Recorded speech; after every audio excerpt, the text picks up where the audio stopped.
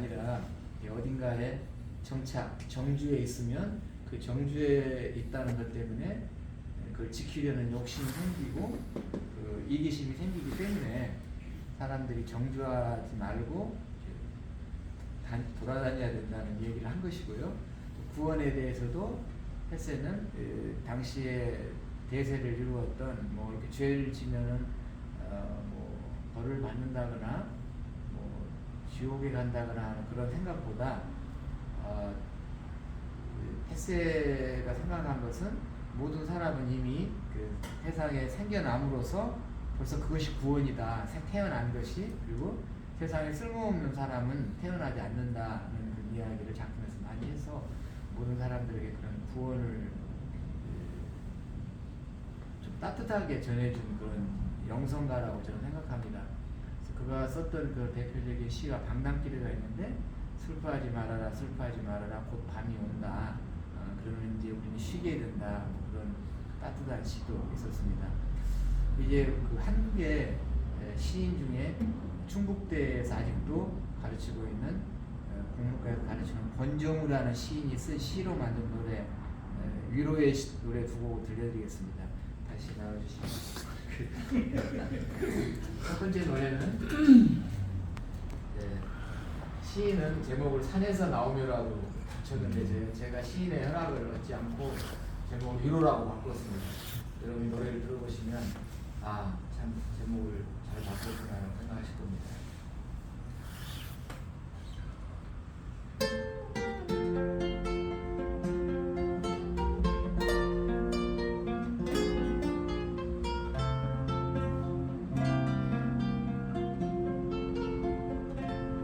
산처럼 그 자리에서 남들을 위로해 줄 수 있을까? 얼마나 오래 서 있어야 그럴 수 있을까? 위로받지 않아도 산처럼 누군가에게 위로가 될 수 있을까? 얼마나 위로받아야 그럴 수 있을까? 어디서도 있는 것만으로 위로가 되는 산처럼 어느 날 호련히 사라져도 답하는 사람 아무도 없음 텅 빈 가을 산처럼 텅 빈 가을 산처럼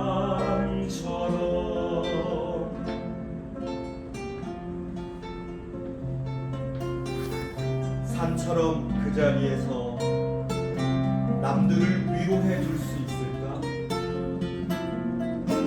얼마나 오래 서 있어야 그럴 수 있을까?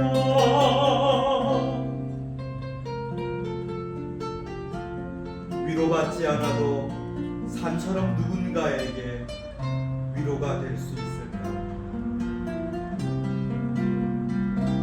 얼마나 위로받아야 그럴 수 있을까? 어디서도 있는 것만으로 위로가 되는 삶처럼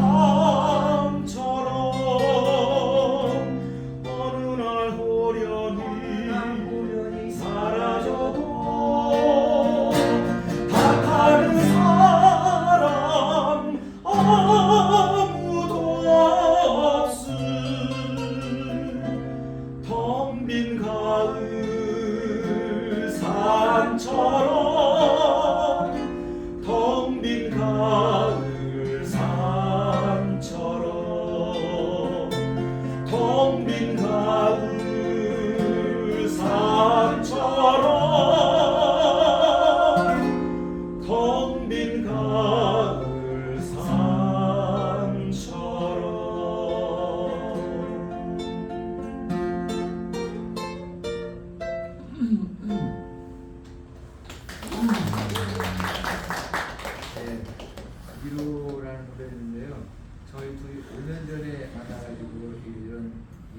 했을 때 말린 사람은 없었는데 직언을 해준 사람이 있었어요. 이 두 사람은 절대로 소리가 섞이지 않는다. 달라도 너무 다르고 음질깔도 다르고 노래하는 방식도 다르고 생김도 저는 좀 잘생겼거든요.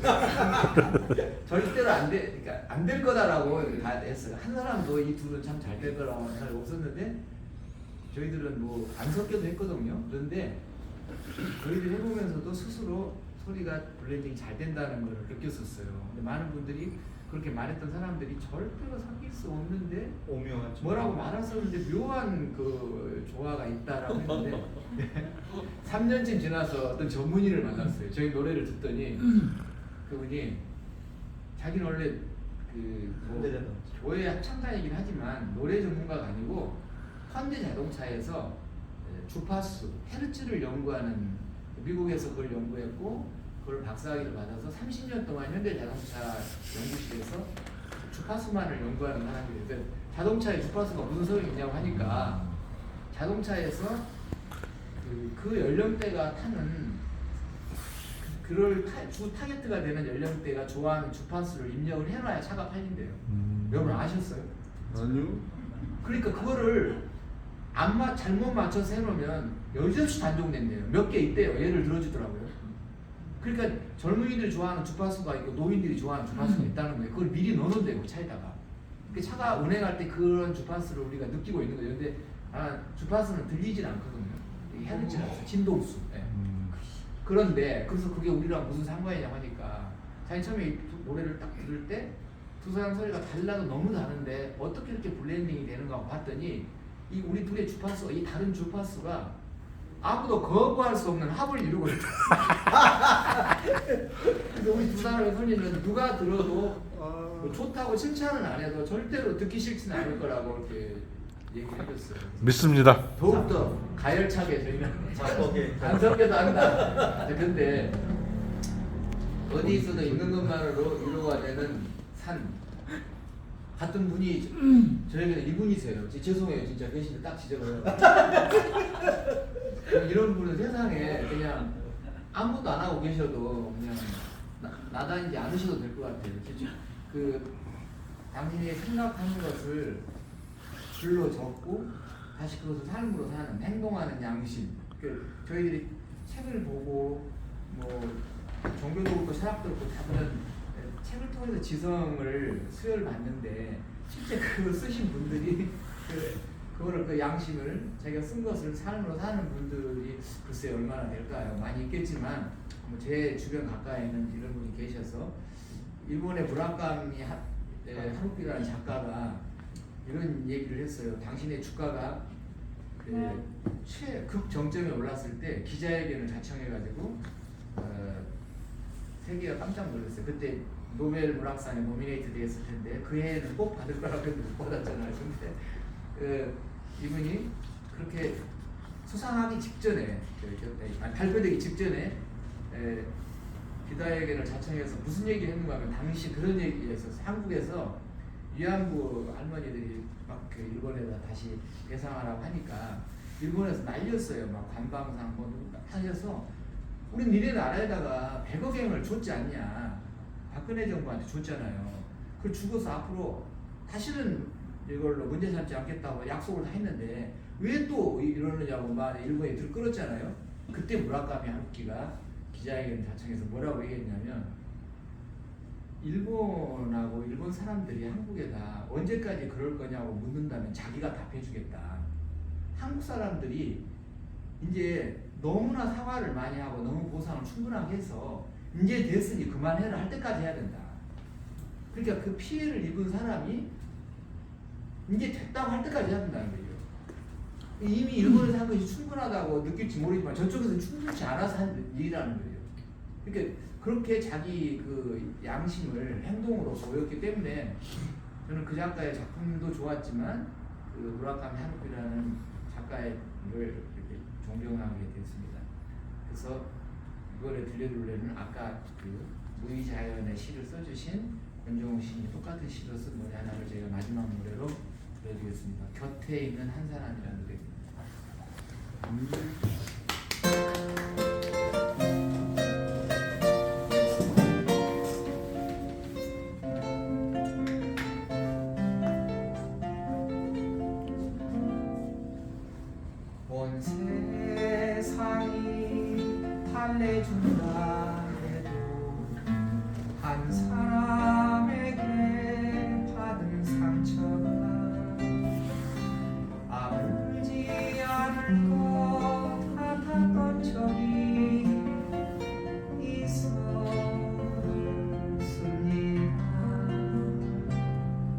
그 사람이 독해서 그랬던 게 아니라 내가 강하지 못해서입니다. 온 세상이 괴롭힌다 해도 한 사람만 곁에 있으면 견딜 수 있어요. 한 사람